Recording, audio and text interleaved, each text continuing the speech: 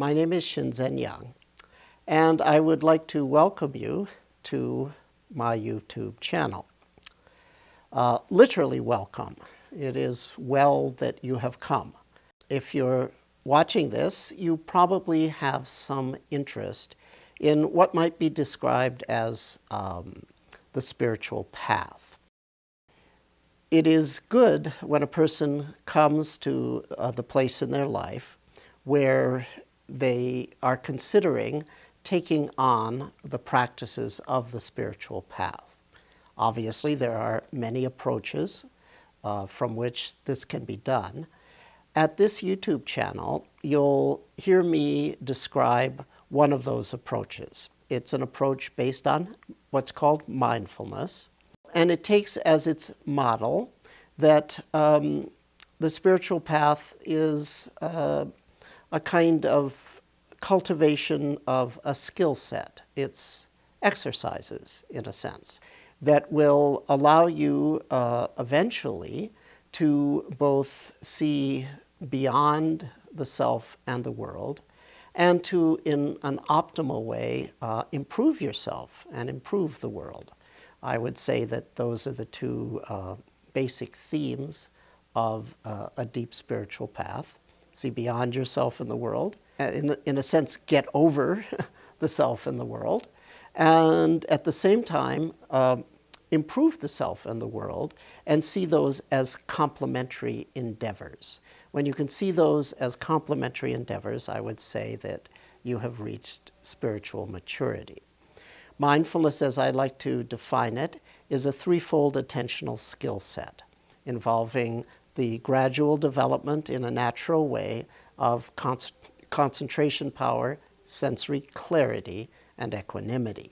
It turns out that when you develop this skill set, which, by the way, anyone can develop with time, practice, and competent instruction, when you develop this skill set to a certain critical degree, which once again, anyone can do, given enough time, ordinary experience becomes utterly extraordinary.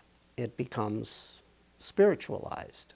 In the Christian tradition, this is sometimes referred to as the practice of the presence of God, meaning that you don't have to go to church anymore because you can't get away from church. Every place you look is a beatific vision. Every sound of the world is a sacred hymn. Every ordinary sensation in your body is the massage of the spirit. So that's ordinary experience, experienced with an extraordinary awareness. That's the essence of the mindfulness approach.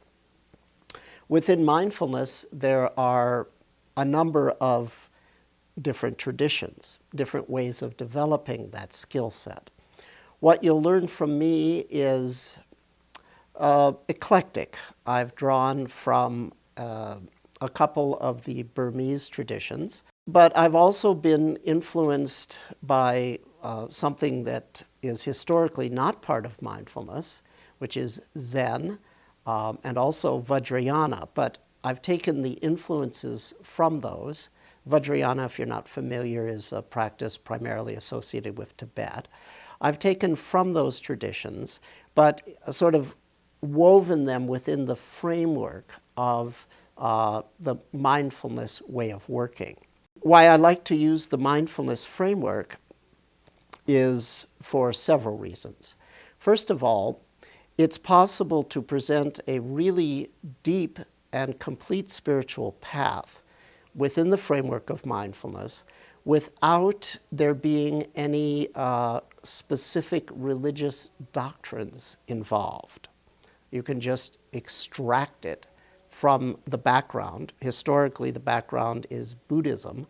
There is certainly a thing called the Buddhist religion, but you can extract the mindfulness practice from that thing called the Buddhist religion and make something that is acceptable to anyone.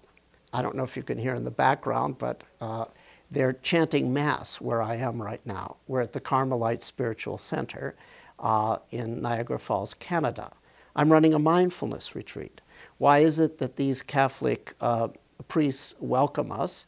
Well, they realize that we're teaching something that is certainly compatible with their Christian contemplative practices. The Carmelites are a meditating or contemplative order. And they know that we're not trying to convert people to Buddhism, even though our technique is derived historically from Buddhism. We're not trying to convince people to believe in reincarnation or to worship icons of the Buddha or something like that. We've extracted the essence of the practice, the concentration, clarity, and equanimity skill cultivation.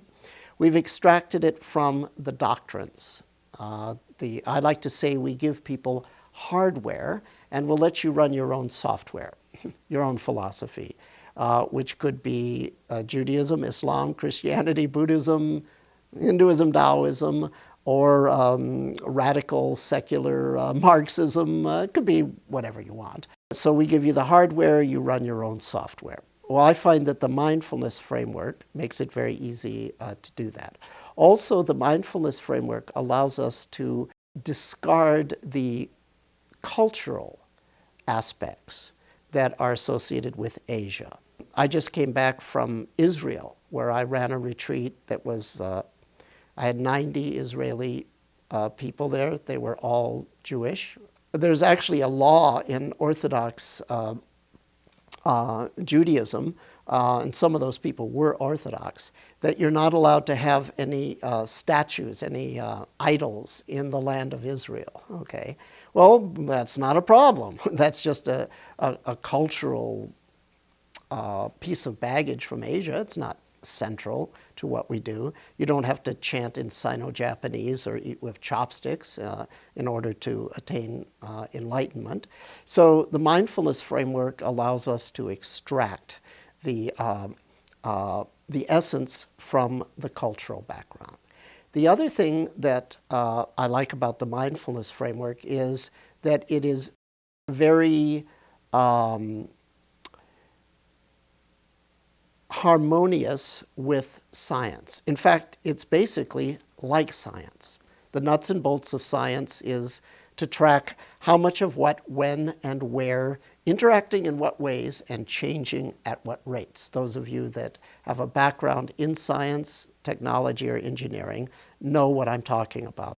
It's the nuts and bolts of science. Well, it turns out that the nuts and bolts of mindfulness is essentially identical, except applied to sensory experience. It's how much of what, when, and where, interacting in what ways, and changing at what rates with regards to your experience of self and world.